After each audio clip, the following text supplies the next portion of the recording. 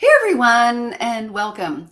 Tonight I am going to be talking about using copper oxide wire particles and whether or not it's okay for goats to chew them or if they have to be given as a bolus. So I actually thought that this question was pretty much taken care of. Um, so let me give you, so here's the deal behind it. If you have goats that are copper deficient, which I have a whole course on that, I'll post the link to the copper deficiency course in the description. Um, so if you are not sure if your goats are copper deficient, then you can check out that course. It's free and figure it out because there is not a one size fits all for copper. Many goats do fine on a really good mineral that has at least 1700 ppm copper in it. So read your label.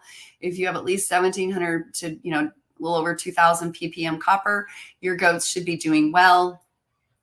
Unless you have copper antagonists. And that's what I get into in the course because there is not a one size fits all answer to this question of whether or not your goats need copper.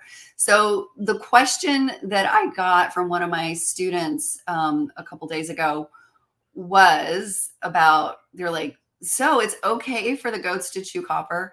And the answer is yes. So the reason that this question came up is because back in the day when I got started, there was one website that had information on copper deficiency and using copper oxide wire particles. It was a woman out in California. She had a dairy named Shenandoah, and she had a problem with severe copper deficiency with her goats, which she took to University of California at Davis, and they figured out they were copper deficient, and they gave her the dosages and stuff for copper oxide wire particles so that her goats would no longer be copper deficient. And that was the information that people used for copper deficiency for at least 10 years. And one of the things that it said in there is that the goats, that you had to give a bolus to the goats, that they could not chew it. So I don't know where this came from. I know this did not come from UC Davis, I assure you. But for whatever reason on the website, it said if the goats chew it, it will change the specific gravity.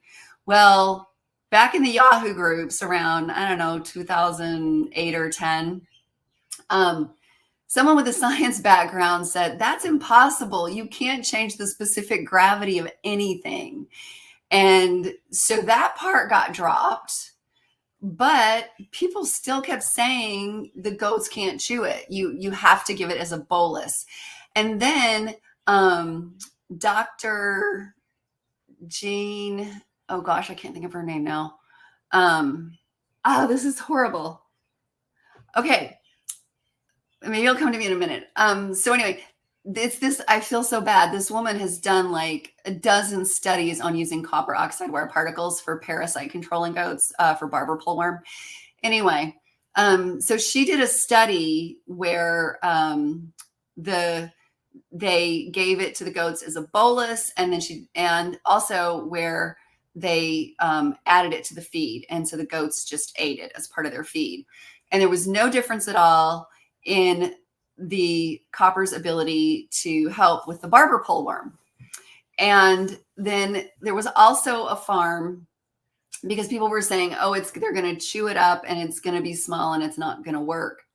So there was also a farm that took an x-ray of their goat after they gave it the copper that it chewed in. They put the copper in a marshmallow and the goat chewed it up, and they took an x-ray and they're like, yeah, look at that. The copper is all over inside.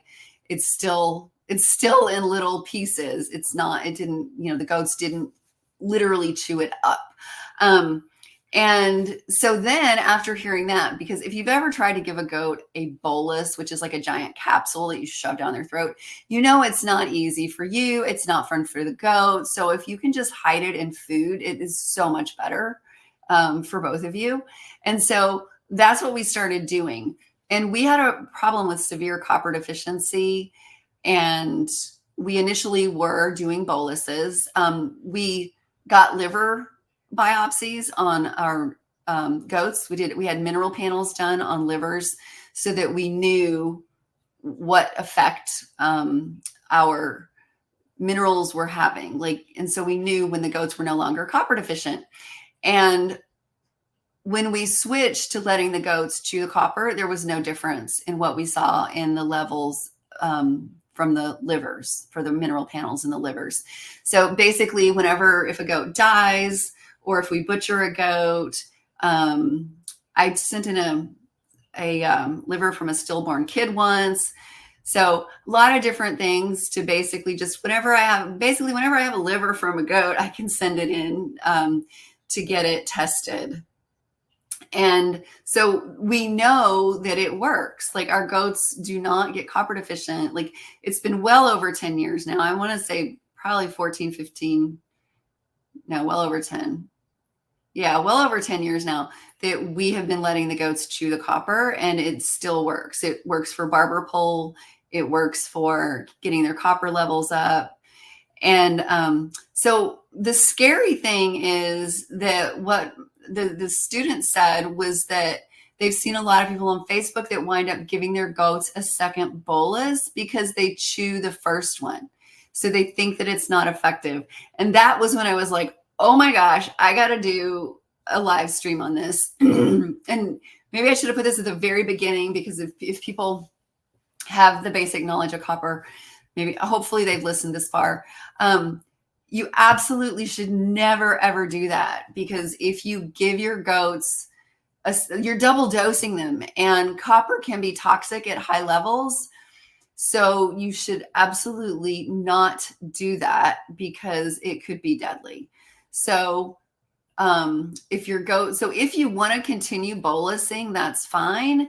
If your goat winds up chewing on it, that's fine. And, as long as they swallow it, it's going to do what it needs to do. So you absolutely should not give them a second one just because you hear them crunching on it and chewing it. It's not needed, and they could wind up getting copper toxicity. So not a good idea. I hope that this has been helpful, and be sure to check out the copper course below if you want more information.